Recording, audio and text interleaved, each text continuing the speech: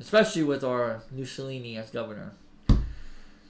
He's turning a new leaf. All right. Oh yeah. He's becoming very neutral nowadays.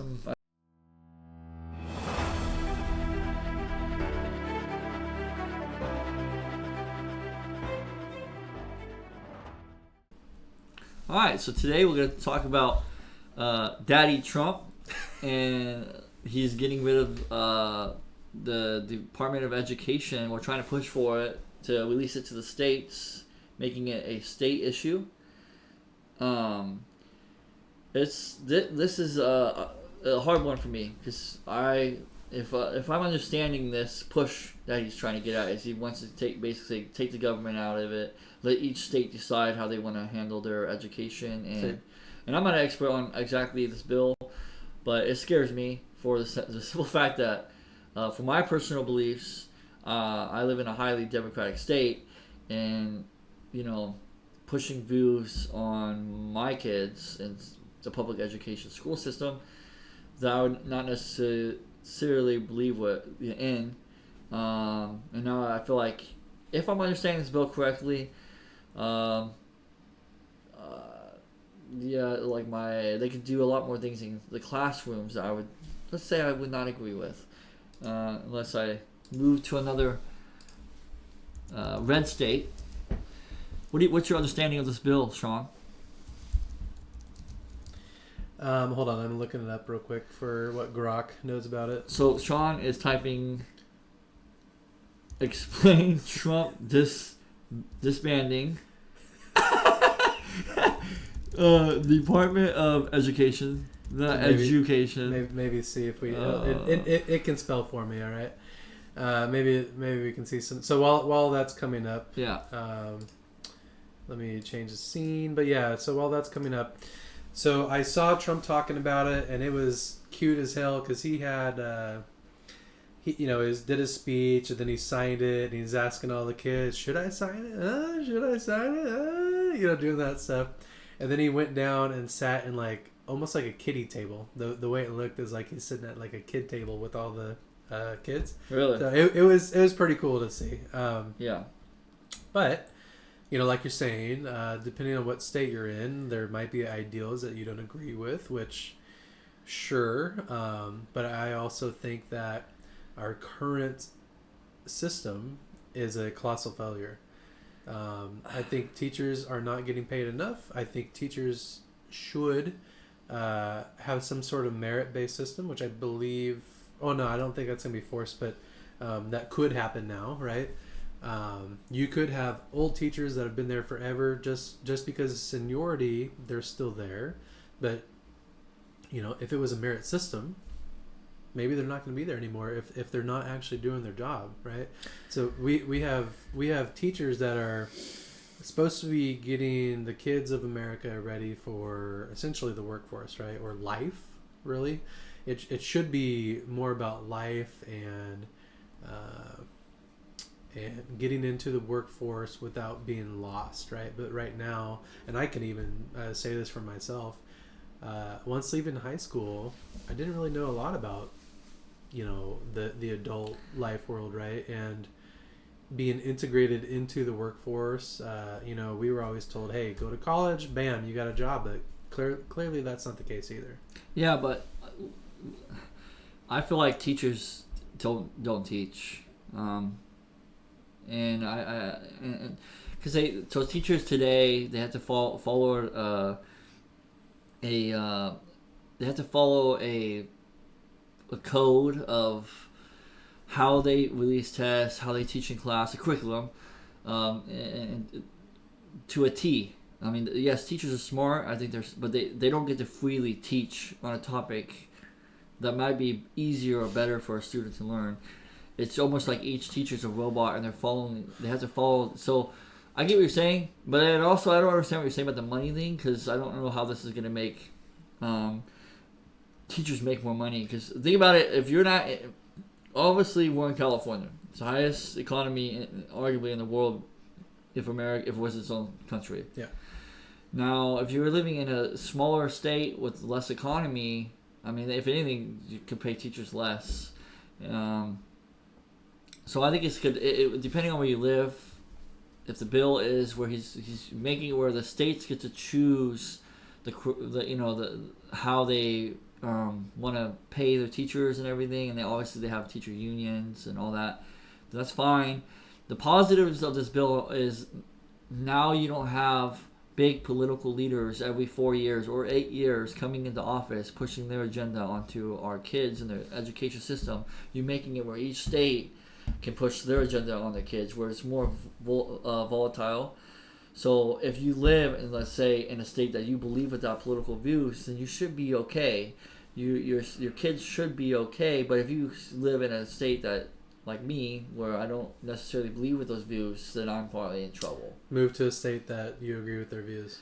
Sure, but it's not that simple, right? But well, actually, it can be. My sister and brother-in-law, they moved to Florida because they thought that the views over there align. This isn't the only thing, but it's definitely one of them, right? They moved over there because they just saw the way people talk about politics and stuff. It's a lot more grounded, maybe. From the media, it definitely seems polarizing over there, but there's a lot of like common sense situations going on over there that you don't see in a lot of other states. But as for, and then that's the thing too, like you're talking about teachers with merit, but like if you're in a teacher union, then it's not really based on merit; it's just based on seniority. Well, should we do away with unions as well? Dude.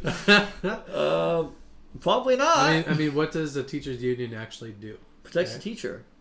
Not like, well, they say that, but teachers are paying dues, and is it actually getting them what they should be getting? Maybe we can get into that later down the episode. But so let's go through this. So what's happening? Trump signed an executive order today aimed at initiating the closure of the Department of Education. So why is Trump doing this? States' rights. He's argued repeatedly that education should be a state responsibility, not a federal one, claiming Washington bureaucrats could care less about kids.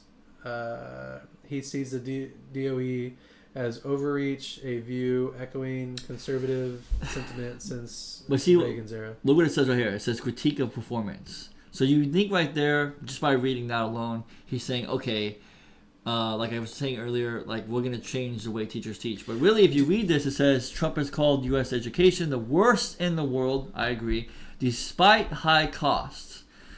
He also says blaming the DOE for inefficiency and indoctrination with racial, sexual, and political material. See, that's the key. Let me zoom it in so you can back up a little bit so you're not blowing out the mic. Yeah.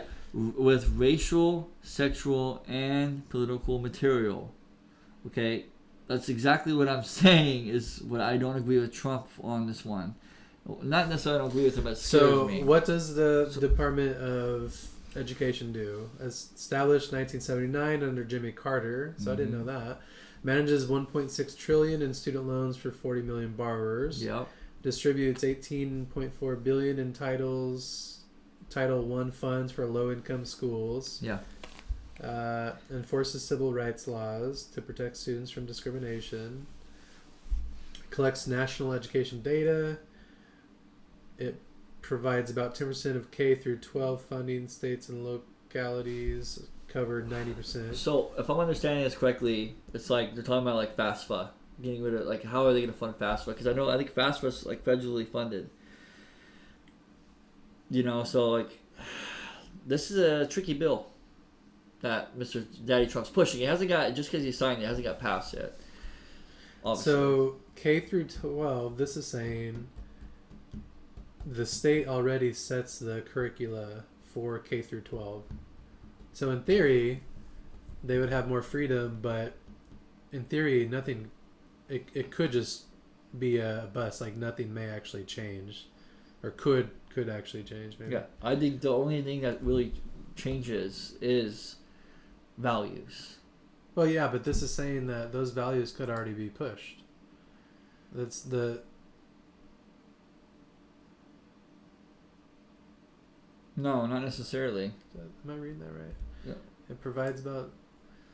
Because what I just read. What? Go back to where was it at? The critical performance. It says an introduction with racial, sexual, and political material. So he's saying he wants states to run this.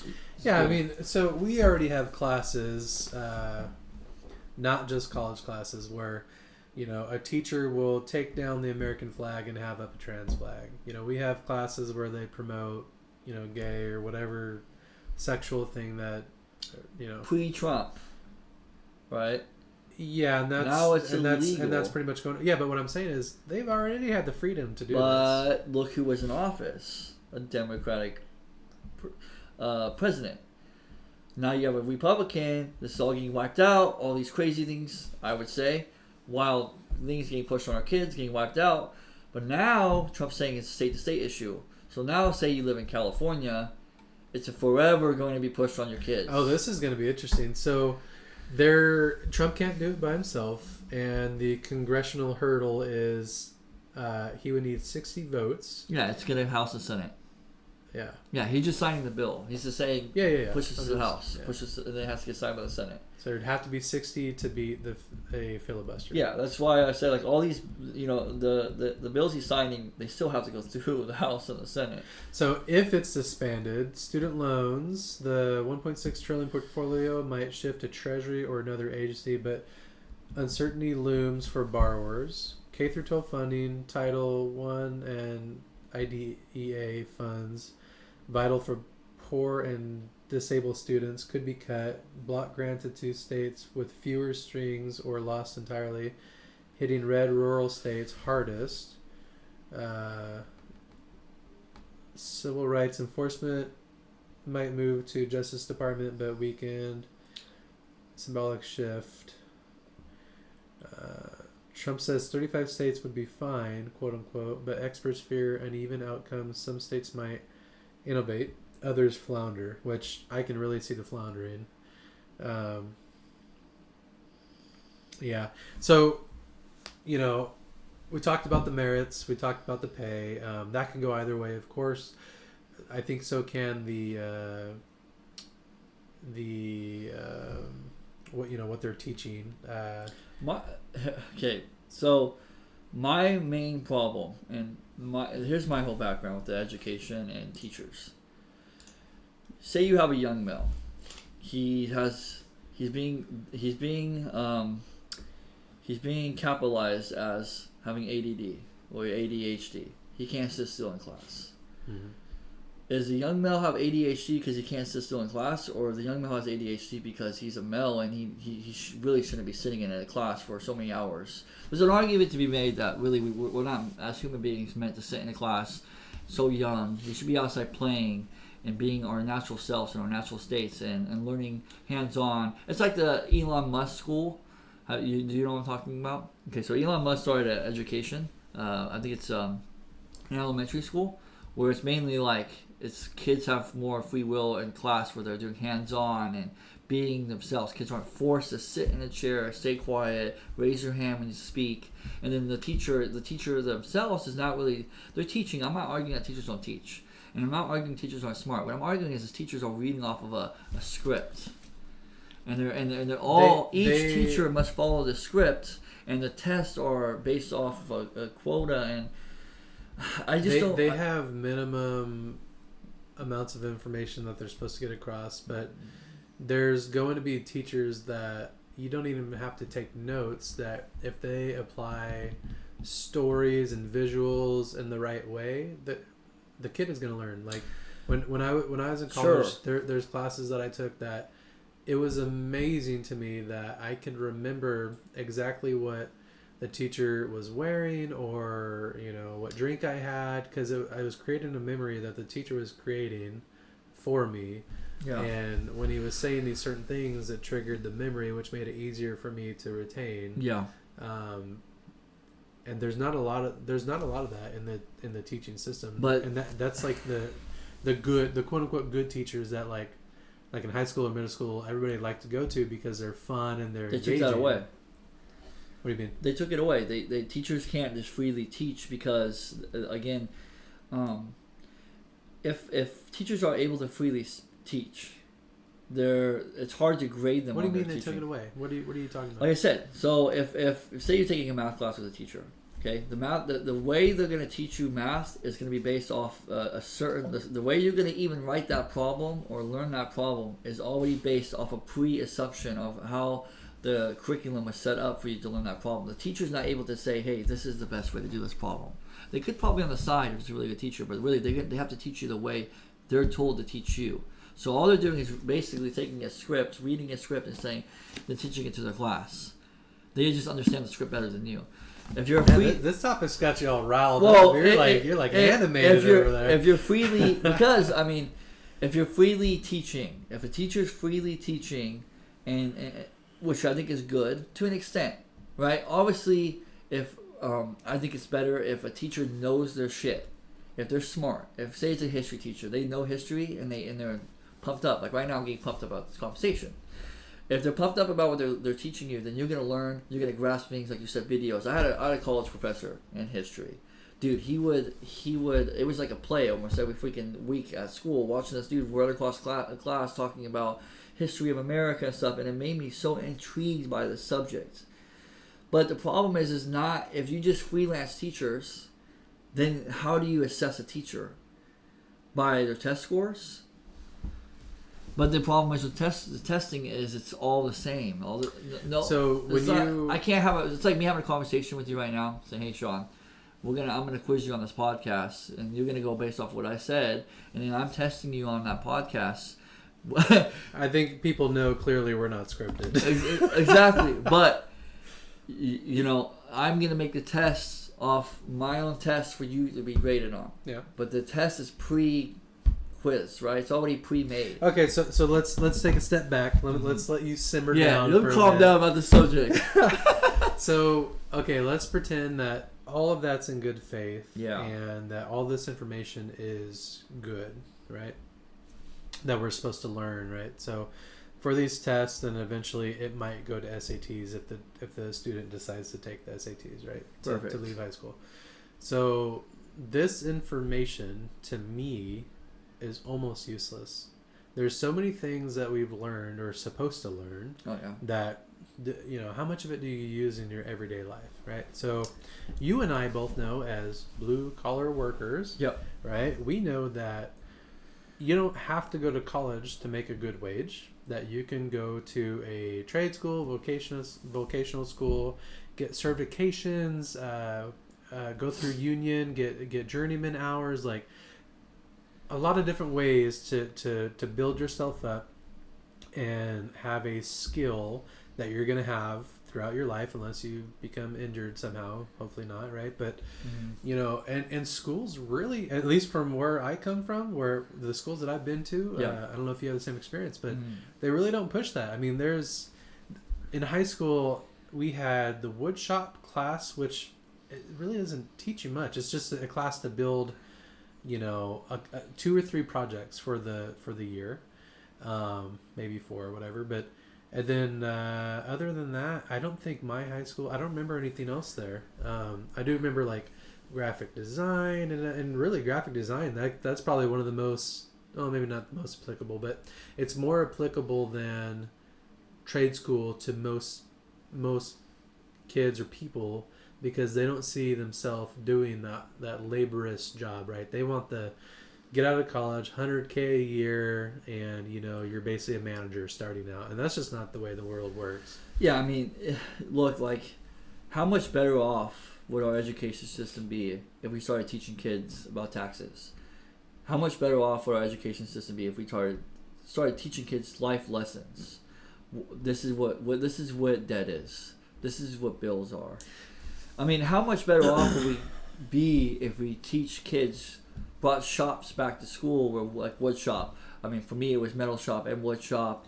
We had everything, but that wasn't until I got in high school. But like, if you push this stuff on kids younger, because And this always goes back. Just stop you real quick. You're getting Yeah. me riled up. How much better would this, How much be? better? I just feel like it's like watching Martin Luther King right there. Well, how much better would this be? How much better would it be? You know, but again, there's an argument to be made, and I keep saying this in every podcast. I feel like is slaves, because if kids were smart enough to know to learn these things, right, they wouldn't have to rely on these jobs that are shitty. Yeah, to clarify, Tyler means you're a slave for your time for Yes. the machine. Exactly, but the thing is you look at the future. You know, we're talking about the past, but you look at the future. It's like, are we teaching the way we're teaching, and what we're teaching is should we probably be teaching kids about AI? Should we be teaching kids about robotics? Like, this is serious things. Like, think about China right now. They're a communist country. They all have this agenda. They're all focused. They're all ready for the future. AI. All their kids. But our kids are still stuck in learning about bullshit that they're never going to use. I mean, how much shit did you learn in high school or even elementary school that you even use today? I mean, a little bit of English, math, basic math. I mean, honestly, bro, like, I think it's a bunch of bullshit. I think math is what I use the most. I think it's most universal. But actual skills to develop for your life as an adult. You know, you said taxes. You know, I was actually talking to my mother-in-law about this today. She mentioned balancing a checkbook, and I kind of laughed because it's like, you know, who really uses checkbooks nowadays, right? But that was a thing. Like when we were young, that was for sure a thing that was still happening, right? So the different functions change a little bit, but there are certain things in your life that if you don't know as an adult and you kind of trial by fire, it makes life a lot harder. Especially if you have the false dream of, or the false promise of, hey, you go to the college, you get a certain degree, you give a, you know, let's call it 150K of debt, right? But hey, you'll make that back because you'll be making 100K a year. You'll pay it off in no time. There's so many people that have gone to college. I'm thankfully not one of them. I didn't finish college, but you know, there are people that went to college that are still in debt and they pay like the minimum, and it just lasts forever. And they're not even using the degree, right? Yeah. They can't even get a job in that field. Well, there's an argument to be made that people, like, say you go to college, get a degree and whatever it is, all it proves is that you were able to submit your time to something and be dedicated and show up to school on time.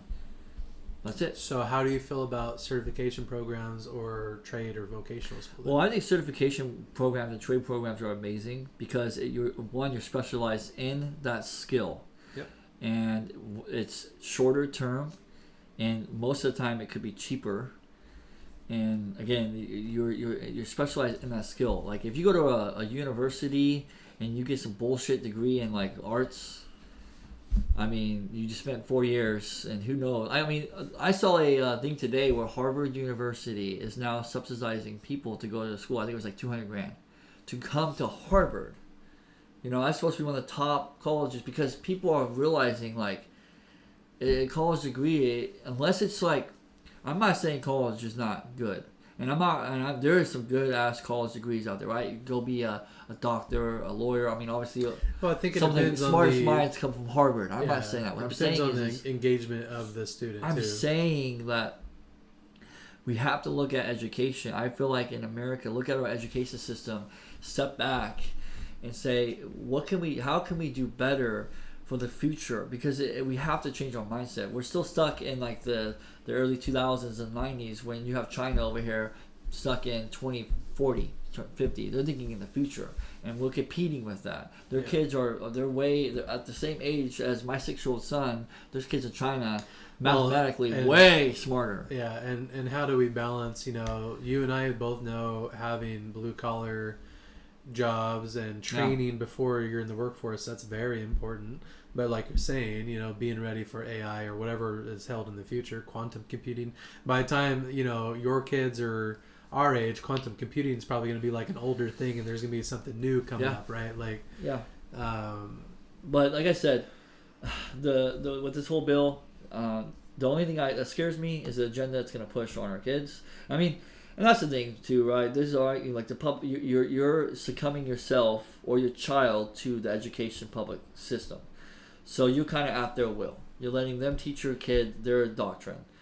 That's why a lot of people I know personally that they just homeschool their kids. Yeah. My wife's even talks about homeschooling our son or daughter, which I do like the idea of that, but that's obviously hard too, right? Because you have not everybody could do that. Not everybody could do that. Especially where I live in this economy, both people, we've talked about this in the past, both parents have to work to survive and to just make it every day. And if you're lucky enough to put your kid in a private school that aligns with your beliefs, which is stupid expensive, right? So you're talking about the upper class can only afford that, or you're sacrificing a ton to make it happen. Exactly. I mean, and so you're kind of just fucked, depending on where you live. Yeah. I mean, homeschooling is definitely appealing. I would definitely need to make first off, I need to find a job. But Sean needs a job. Second off, being able to allow, I know my wife would love to do that, and I would honestly love her to do it too, but financially it just wouldn't be practical, at least for the same lifestyle we live now. We would have to extremely downsize to make something like that happen. Yeah.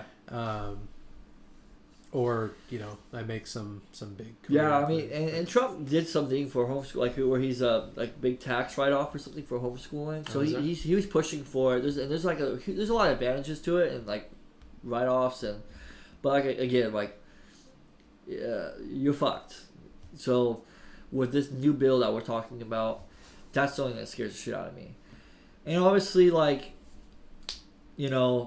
I don't know if I can see it getting worse than it is, though, is the problem. I can. I 100% can. I mean, I don't know. Especially I guess it's hard. Yeah. Now, well, 100%. In general, nowadays, it's just so volatile. Look at what Trump's done when he came into office. Whether you agree with it or not, he's took the whole left ideology, wiped it out. Now we're going forward. Masculinity, America, we're strong, right? But you're taking this issue and you're putting it back to the States. I live in a state, you live in a state that's the ideology is back to the left. That's only going to get pushed. Now they have all the power to do it, especially with our Mussolini as governor. He's turning a new leaf, all right. Oh yeah, he's becoming very neutral nowadays. I saw that the Charlie Kirk debate. But anyways, I didn't watch full. Oh, dude, it's amazing. Yeah. But yeah. So, what do you think about what I'm saying? Do you think teachers do they change? Do you like the bill? What do you think? I'm hopeful that it wouldn't be as drastic as what you're saying. I can definitely see it getting there, but I'm cautiously optimistic for it to not get there. So let's play devil's advocate. There's a person living in I don't know, Florida, Texas, and they lean left, or they are maybe not religious, but now that you live in Texas or Florida, this bill gets passed. They're forcing your kids to say the words in the Bible, read the Bible every morning. Okay, stop right there, sir. Church and state. How do you feel about it? And you are a Christian man, correct? Yeah, I mean that's what I'm getting at. So they're pushing out on your kids. You're fucked. See, like this bill it's So should Christianity be pushed in school? I believe that. I wouldn't say Christianity. I say Jesus, the Bible, should be in every school, right? And that's kind of absolutely not to me. What's the word I'm looking for? That's kind of hypocritical, but that's I believe that. You're gonna make sure you stay out of the school board, sir. So anybody that doesn't have the same faith, then they would be against that. And we talked about it recently, but the problem though is America was founded on the Bible.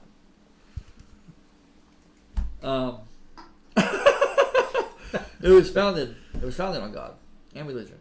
Yeah, but So if you most take people don't agree on any of that anymore. that's fine, but that's what it's founded on. That doesn't matter though. It does matter. It literally does not matter anymore. And in our pledge of allegiance, in God we trust.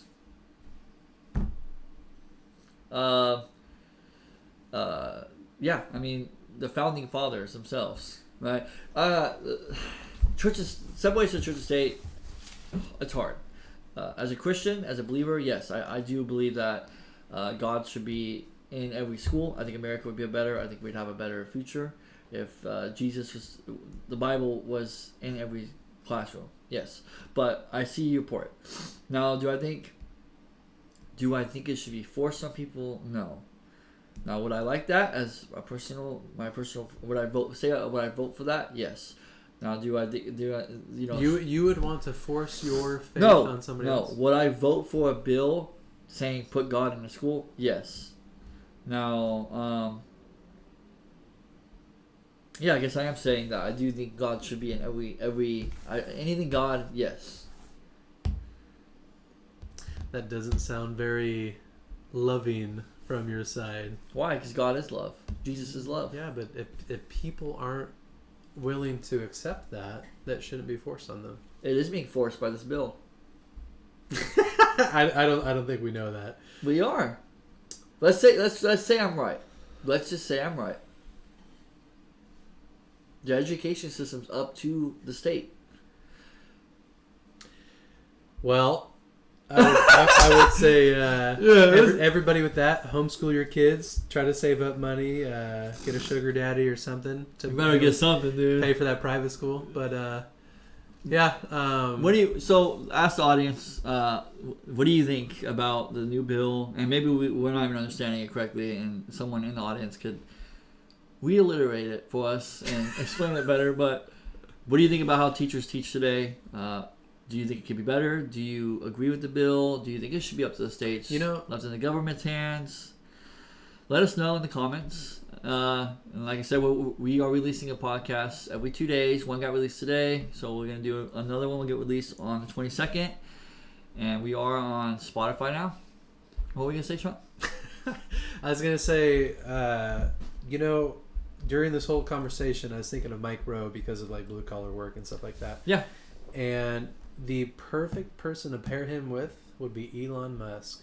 So if Mike Rowe and Elon Musk can come together to share their expertise of what should drive the school and education system for what like American children need to understand before they leave high school, that seems like a perfect scenario to me, because it's like the best of both worlds. Leave religion out of this, but yeah, I don't know. That seems like a perfect combo. Anyways, like and subscribe, everybody. Like and subscribe, everybody.